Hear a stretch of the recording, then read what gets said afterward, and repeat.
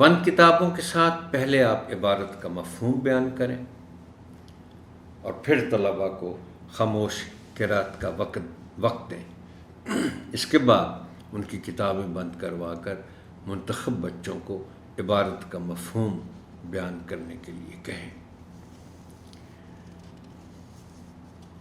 اب آپ چند الفاظ کا انتخاب کریں اور بچوں سے کہیں کہ وہ ان الفاظ کو استعمال کرتے ہوئے اپنے جملے لکھیں. آپ ان کے جملوں کی اصلاح کریں اور پھر نمونے کے طور پر خود بھی ان الفاظ کے جملے بنائیں اور تختہ تحریر پر لکھیں. محترم ٹیچر، یہ جو سرگرمی ہے یہ چونکہ آپ آئندہ بھی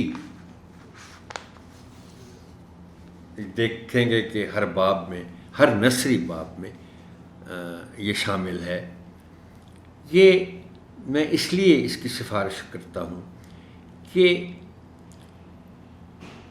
زبان دانی میں جملہ سازی کا ایک اہم کردار ہوتا ہے.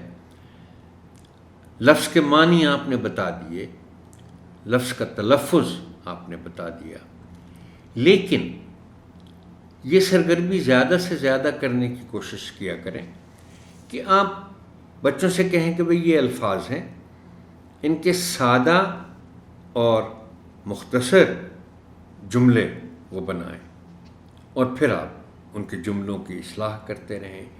کچھ جملے زبانی بنوا لیے، کچھ تحریری بنوا لیے. اس سے یہ ہے کہ ان کی زبان دانی جو ہے اس میں مسلسل بہتری آتی جائے گی. اور اگر آپ یہ جملے تختہ تحریر پر لکھ دیں گی